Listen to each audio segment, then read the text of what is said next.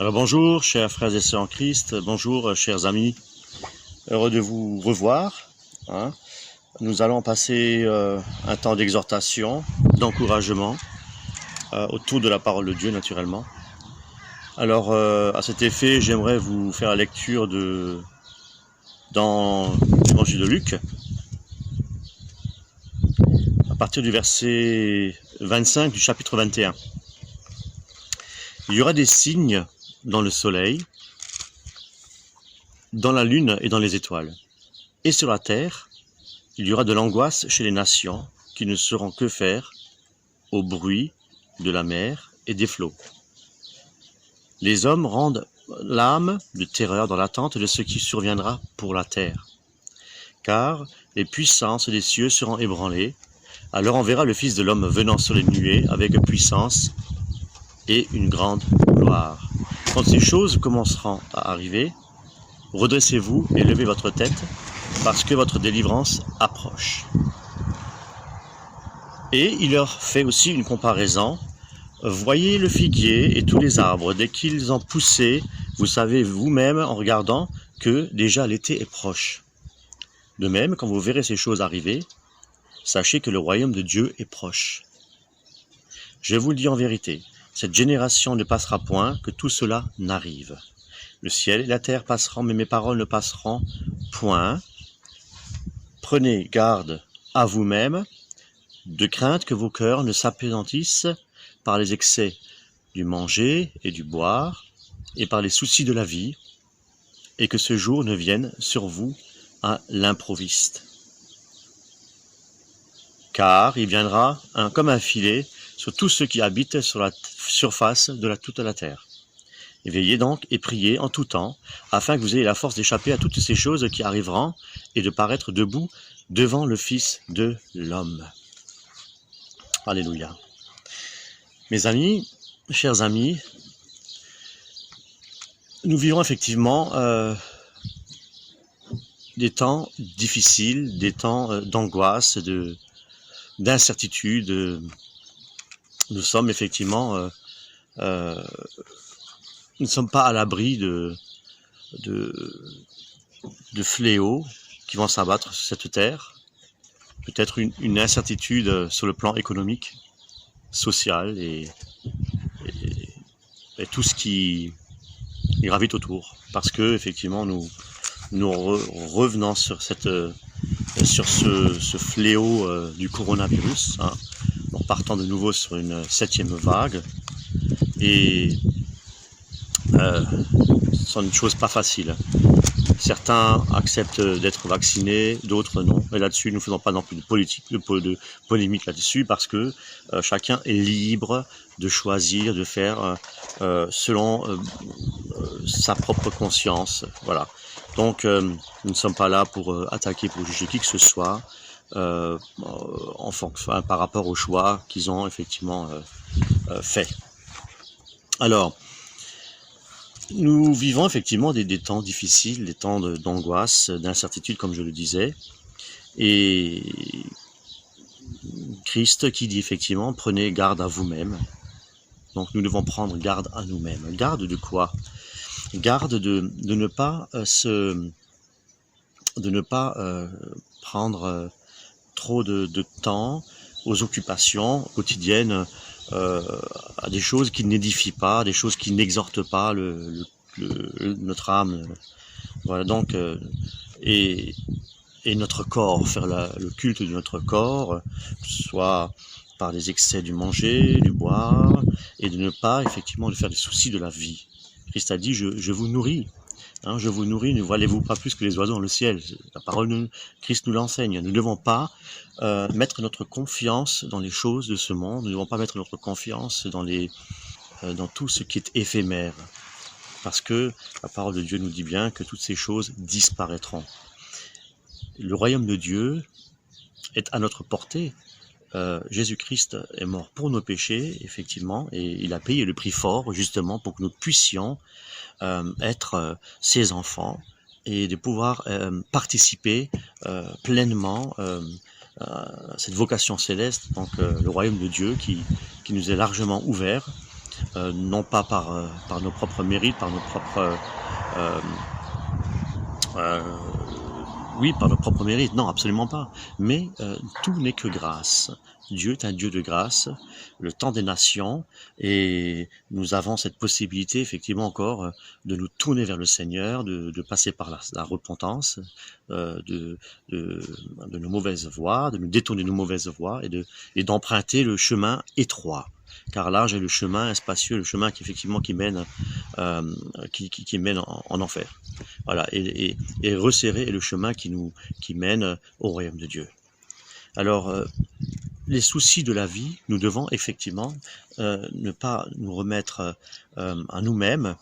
Hein, nous devons, à cet effet, nous tourner vers le Seigneur. C'est le Seigneur qui prend soin de ses enfants. C'est le Seigneur qui donne gratuitement ce que l'homme a besoin. Naturellement, nous ne cherchons pas les richesses sur cette terre, qui sont également éphémères. Ne cherchons pas non plus à vouloir briller de par des activités mondaines. Non, je crois que nous devons réellement rester humbles. Le Seigneur doit rester dans l'humilité. Christ nous apprend à être humble et non pas orgueilleux et vivre de manière égoïste. Rester humble, accepter notre vie telle que nous la vivons tous les jours. Si nous passons par les souffrances, nous devons l'accepter. Si nous passons par des tribulations et des angoisses, nous devons les accepter et tout remettre aux pieds du Seigneur. C'est Christ qui prend toutes nos faiblesses, qui se charge de nous donner du repos, oui, pour nos âmes, de nous reposer en Christ pour pouvoir effectivement être allégé, notre fardeau, les déposer aux pieds du Seigneur et faire entièrement confiance à notre Dieu et nous soumettre entièrement à sa volonté. Voilà ce que le Seigneur nous recommande de faire à travers ce verset 34 qui dit « Prenez garde à vous-même, de crainte que vos cœurs ne s'apesantissent par les excès du manger et du boire et par des soucis de la vie, et que ce jour ne vienne sur vous à l'improviste. » Nul ne connaît effectivement le jour et l'heure, la date du retour du Seigneur, ou combien effectivement de par le passé, ou encore aujourd'hui même, des personnes en calculant essayent de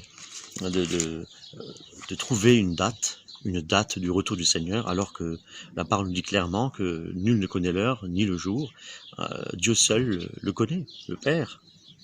Alors c'est pour cette raison que Christ nous invite à veiller et à prier, car celui qui ne veille pas n'est pas prêt lorsque Jésus-Christ va revenir. Alors ce n'est pas veiller une journée, c'est veiller tous les jours de notre vie, à savoir que notre vie est une vie en Christ, et nous devons donc vivre chaque jour comme si c'était le dernier jour. Hein, donc chaque jour est un jour nouveau, nous devons nous renouveler effectivement, que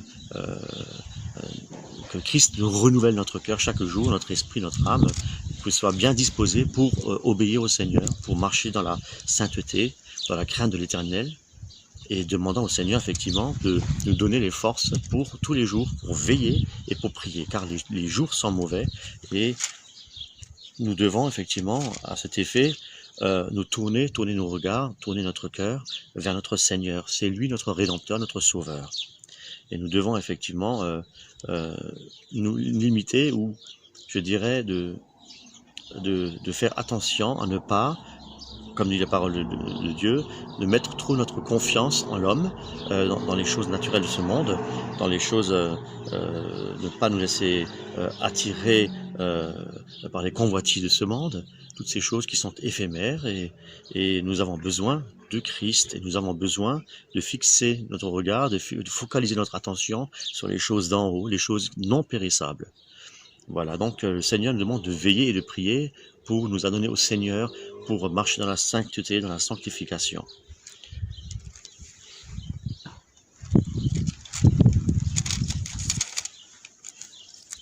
La parole dit bien, le ciel et la terre passeront, mais mes paroles ne passeront point. Nous devons effectivement obéir à la parole de Dieu. Les paroles ne passeront point parce que les paroles sont éternelles. Parce que Dieu est un Dieu éternel, Jésus-Christ est un Dieu éternel et c'est la vie. Christ a dit « Je suis le chemin, la vérité et la vie ». Nous devons à cet effet nous concentrer sur Christ, les paroles qui ne passeront point, les paroles éternelles. Et un peu plus loin, dans l'évangile de Jean, chapitre 14, que votre cœur ne se trouble point, croyez en Dieu et croyez en moi. Nous ne devons pas être troublés. Notre cœur ne doit pas être troublé. Être troublé par quoi? Par tout ce que le monde peut encore nous offrir.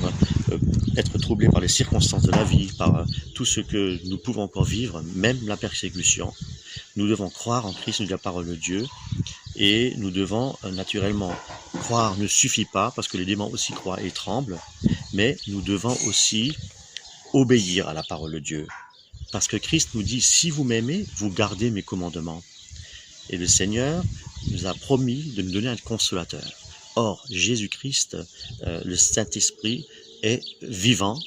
Alors, si Christ est l'esprit de son esprit est vivant, eh bien, il peut changer notre cœur. L'Esprit de Dieu peut changer notre mentalité. Il peut changer notre que le désir se porte vers les choses d'en haut. Et l'Esprit de Dieu, si nous écoutons, si nous obéissons et nous écoutons à la voix de l'Esprit de Dieu, eh bien, il va nous changer et nous permettre effectivement de nous épanouir en Christ malgré les difficultés que nous pouvons rencontrer tous les jours et passer. Alors, Christ a dit, je ne vous laisserai point orphelin. Encore un peu de temps, le monde ne me verra plus, mais vous me verrez, car je vis et vous vivrez aussi. Parce que Christ vit aussi en nous. Nous sommes devenus le temple de l'Esprit, l'habitation, la tente de l'Éternel. Christ, par son Esprit, habite en nous. Nous ne devons plus nous soucier des choses de ce monde, nous ne devons plus trop focaliser notre attention sur les choses éphémères, mais nous devons effectivement écouter la voix du Seigneur, l'Esprit du Seigneur. Ayons un cœur bien disposé à entendre le Seigneur.